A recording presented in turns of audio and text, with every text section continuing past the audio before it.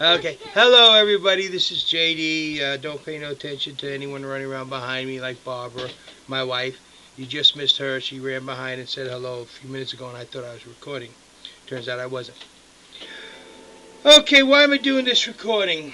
Well, I think Obama spilled the beans with quote unquote Joe the plumber. When Joe the plumber, quote unquote, asked him his questions and stuff, and he kind of like, well, redistributing the wealth among the. No.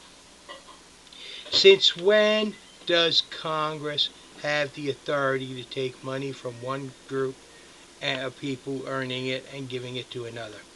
Oh, but they will do that with taxes. So what we'll do is we will tax heavily to these people and increase entitlements for people like on welfare and stuff. It's like the people on welfare don't get enough as it is.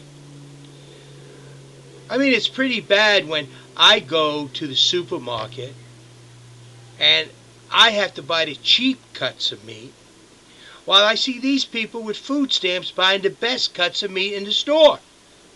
I'm buying this generic store brand while these people with food stamps are buying the number one name brand. I'm buying the cheap ice creams and they're buying the expensive ice creams. So, no, I think our federal government has shown that it can't redistribute the wealth. It doesn't have the capabilities to do it now. Why do you think that the Congress will be able to fairly and equitably distribute wealth in this country? Oh, they'll give plenty to their buddies. They'll make more people rich that favor them, but you and me, they're just going to make poorer. Way back when Davy Crockett, you might remember him, he was a congressman. He got disillusioned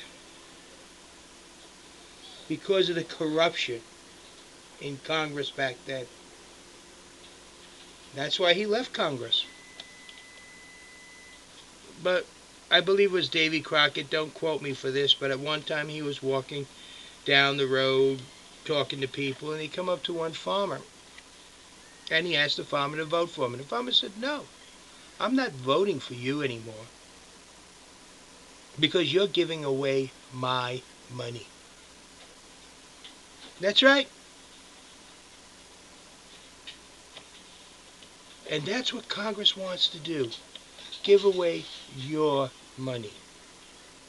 Obama helped sponsor the bill in the UN where a certain percentage of our gross national product will go to the UN to help third world nations. Most of those third world nations are corrupt, and the money that they send to the third world nations go to the pockets of their leaders. Why do you think Burma, which is another name now, would not accept anything from the United States? Because we wanted to make sure it went to the people and not to the government.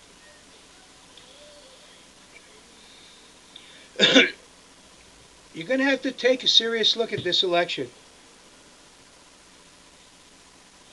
This story's about pay your fair share in taxes.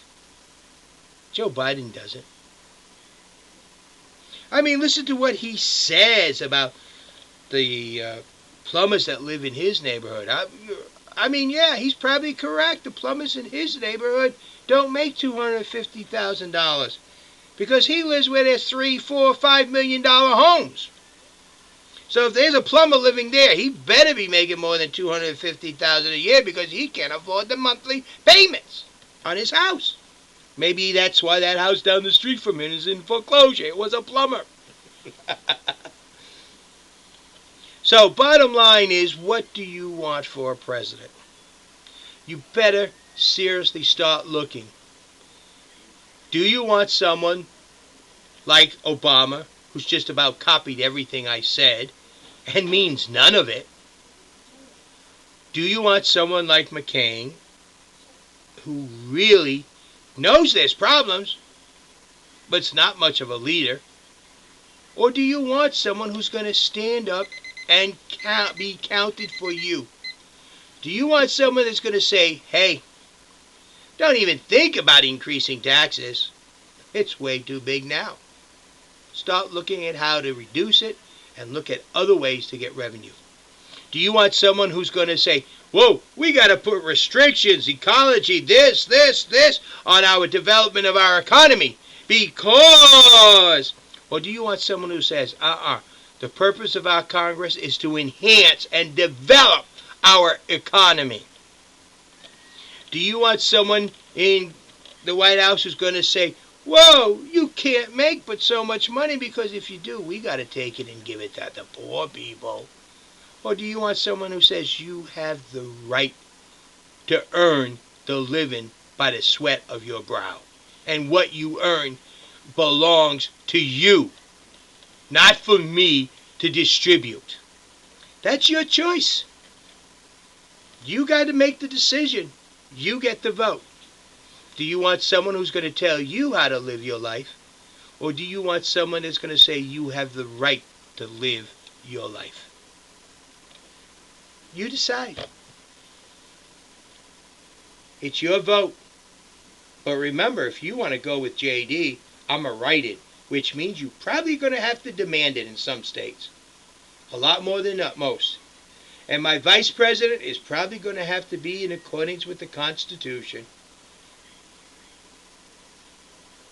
Yes, that's right, in accordance with the Constitution. So you all have a nice night, and you decide what you want for a government. A government to tell you how to live, or a government that says, you tell me what you want. It's my job to serve you. That's your decision. A government is going to tell you what you can and cannot have, or a government is going to say you have the right to earn by the sweat of your brow and keep what is yours. And remember, I'm a strong believer that we are overtaxed. Start cutting back on the taxes and our government will do the same proportionally. You have a nice day. This is JD. Remember, I'm writing in all 50 states and territories. And don't vote Democrat, don't vote Republican, vote American. You decide what you want for a government because that is the choices you have. And if you don't believe that Obama is copying everything I'm saying, start off by going to www.votejd08.com and then select my platform and go to MySpace there and read it. And that was posted in July. And see what Obama posted now. You have a nice day. This is JD. Thank you.